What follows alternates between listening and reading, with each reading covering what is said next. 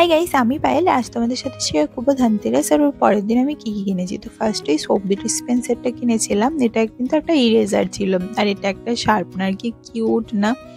তারপরে এই দেখো এই কিচেনটা কিনেছিলাম। এটা একদম জুসের গ্লাসের মতো লাগছে, এত সুন্দর দেখতে।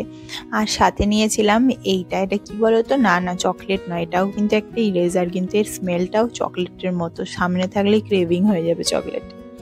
তারপরে এই দেখো এইটা ধনতেরাসের দিন নিয়েছিলাম। এটা ঠাকুর ঘরে ঝোলানোর, আর এইটাও তাই, ওই ডোরে ঝোলানো ছোট্ট একটা মিনি ল্যান্টেন। আমার এটা দেখে এতই পছন্দ হয়েছে, নিয়েই নিলাম। আর দাদার দোকান থেকে এই দেখো এই ক্যান্ডেলগুলো নিয়েছিলাম, এত সুন্দর ফ্রেগরেন্স।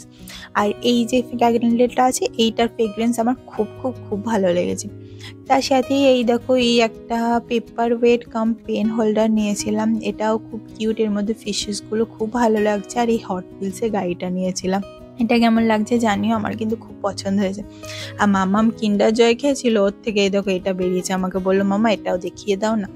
আর এই দেখো এই বক্সটা নিয়েছিলাম, এর মধ্যে না নিকনাক অনেক কিছু রাখতে কাজে লাগে, তোমরা অ্যাজ এ গিফট বক্স কিন্তু ইউজ করতে পারবে। 24/7 থেকে নিয়েছি।